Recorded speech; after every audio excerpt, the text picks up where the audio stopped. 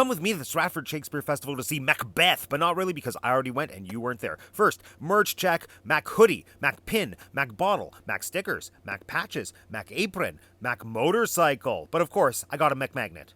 And a shirt. Now, you probably noticed a theme in the merch, and if you didn't, you weren't paying attention. Because this production was MacBeth with bikers. This is one of the most innovative and visually exciting productions I've seen in a long time. It was directed by LePage, who's one of Canada's most acclaimed theatre creators, known for his multidisciplinary, envelope-pushing productions, and this was no exception. Instead of setting the play in a castle or a modern-day political equivalent like the Oval Office, this production all revolves around a seedy motel during the Quebec biker wars of the 90s. And let me say, this context is genius because it really makes you understand the relationships, power dynamics, and overall threat in a way that feels closer to home, literally. The stagecraft is unlike anything I've ever seen, ranging from a full-scale motel being wheeled on stage to mind-bending utilization of the Pepper's Ghost effect. Usually I'm not a fan of theater that feels like watching a movie, #Sunset Boulevard, but this is a bold exception, because for the most part, the stagecraft doesn't feel gimmicky. It feels like LePage is using visuals to tell the story just as much as the text, and that's the kind of production personally I find really exciting, especially when it comes to Shakespeare. That said, the spectacle factor did have a few drawbacks. First, this production is very much staged to be seen from the center of the house. I had a side view. I still had a great time, but I could tell the ultimate visual payoff would come from a more central view.